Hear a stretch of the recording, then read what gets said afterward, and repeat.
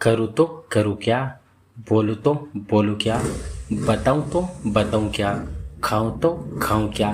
तो गैस इस तरह के सेंटेंसेस जो कि अक्सर हमें हमारी डेली लाइफ में न जाने कितने ही बार इनका यूज़ करना होता है। आई एम श्योर आप लोगों ने भी इस तरह के सेंटेंसेस जो कि अपनी डेली लाइफ में कभी न कभी ज़रूर बोले होंगे। छोटे छोटे सेंटेंसेस होते हैं गैस ये, और बहुत ही इंपॉर्टेंट होते हैं जो कि हमारी डेली लाइफ में बहुत बार इनका यूज़ किया जाता है। तो गैस इस तरह के सभी सेंटेंसेस को इंग्लिश में बोलने के लिए जिस फ्रेज का यूज़ करते हैं वो है व्हाट डू आई, जिसका हिंदी मीनिंग होता है करूँ तो करूँ क्या। तो आइए इसको स्ट्रक्चर में कैसे यूज़ किया जाता है देखते हैं। तो सबसे पहले बोला जाता है what do I plus verb की फर्स्ट फॉर्म। अगर आप राइटिंग कर रहे हो तो लास्ट में क्वेश्चन मार्क लगाना ना भूले। तो आइएगा इस कुछ एग्जाम्पल्स लेते हैं ताकि इसे और बेटर तरीके से सीख सके। करूँ तो करूँ क्या, what do I do, what do I do. बोलूँ तो बोलूँ क्या, व्हाट डू आई से, व्हाट डू आई से। बताऊँ तो बताऊँ क्या, what do I tell, what do I tell.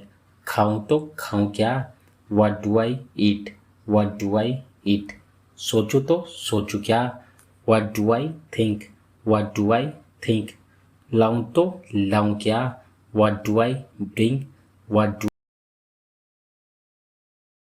देखते हैं आगे चलकर क्या होता है। आगे चलकर तुम्हें बहुत सारी समस्याओं का सामना करना पड़ेगा। आगे चलकर सब सही हो जाएगा, आगे चलकर तुम्हें दिक्कत हो सकती है।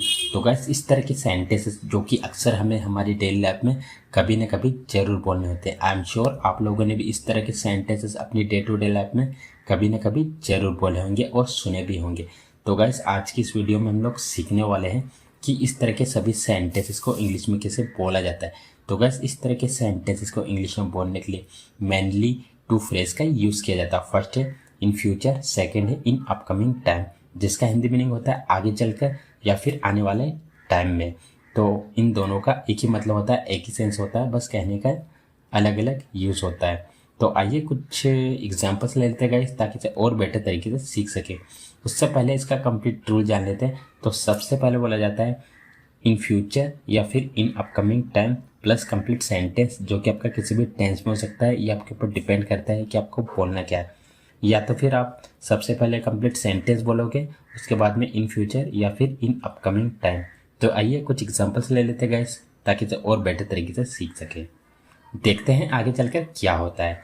Let's see what happens in future, let's see what happens in future. आगे चलकर तुम्हें बहुत सारी समस्याओं का सामना करना पड़ेगा। In future you will have to face lots of problems, in future you will have to face lots of problems. आगे चलकर सब सही हो जाएगा। In future everything will be all right, in future everything will be all right. आगे चलकर तुम्हें दिक्कत हो सकती है। You may have problems in future, you may have problems in future. आगे चलकर तुम्हें सब पता चल जाएगा। You will come to know everything in future, you will come to know everything in future. आगे चलकर वह बदल सकता है। He can change in future, he can change in future.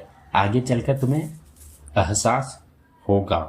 You will realise in future, you will realise in future. उसे डांटो मत, वक्त आने पर वह सब समझ जाएगा। वक्त आने पर लोग बदल जाते हैं, वक्त आने पर सबको पता चल गया था, वक्त आने पर तुम सब सीख जाओगे। तो गैस इस तरह के सेंटेंसेस जो कि हमें हमारी डेली लाइफ में बहुत बार इनका यूज़ करना होता है और अक्सर आप लोगों ने इनका यूज़ न जाने कितनी ही बार किया होगा और सुना भी होगा। सो डोंट वरी गाइस, आज की इस वीडियो में मैं आप लोग को सिखाने वाला हूँ कि इन्हें इंग्लिश में कैसे बोला जाता है। तो गाइस इन्हें इंग्लिश में बोलने के लिए जिस स्ट्रक्चर का यूज़ किया जाता है वो है सबसे पहले बोला जाता है कंप्लीट सेंटेंस, जो कि आपका किसी भी टेंस में हो सकता है। ये आपके ऊपर डिपेंड करता है कि आपको बोलना क्या है। फिर इसके बाद बोला जाता है व्हेन द टाइम कम्स। अगर आपका सेंटेंस पास्ट में है तो व्हेन द टाइम केम का यूज़ करेंगे और इसे आप दो तरीके से बोल सकते हो, या तो फिर व्हेन द टाइम कम्स, फिर उसके बाद में कंप्लीट सेंटेंस जो कि आपका किसी भी टेंस में हो सकता है। तो चलिए गाइस यहाँ पे कुछ एग्जांपल्स लेते हैं ताकि इसे और बेटर तरीके से सीख सके। उसे डांटो मत, वक्त आने पर वह सब समझ जाएगा। Don't scold him, he will understand everything when the time comes. या फिर don't scold him, when the time comes he will understand everything. वक्त आने पर लोग बदल जाते हैं। People change when the time comes. या फिर when the time comes people change, वक्त आने पर सबको पता चल गया था। Everybody got to know when the time came, या फिर when the time came everybody got to know, वक्त आने पर तुम सब सीख जाओगे। You will learn everything when the time comes, या फिर when the time comes you will learn everything, वक्त आने पर उसका किसी ने साथ नहीं दिया। Nobody supported him when the time came, या फिर when the time came nobody supported him, वक्त आने पर मैं तुम्हारी मदद जरूर करूँगा। I will definitely help you when the time comes, या फिर when the time comes I will definitely help you, वक्त आने पर वह सुधर जाएगा। He will mend his ways when the time comes, या फिर when the time comes he will mend his ways। तो गैस आज की इस वीडियो में बस इतना ही। अगर आपको वीडियो अच्छा लगा है तो वीडियो को लाइक करें और साथ ही साथ में चैनल को सब्सक्राइब करना ना भूलें। मिलते हैं एक किसी शानदार वीडियो में। Till then take care.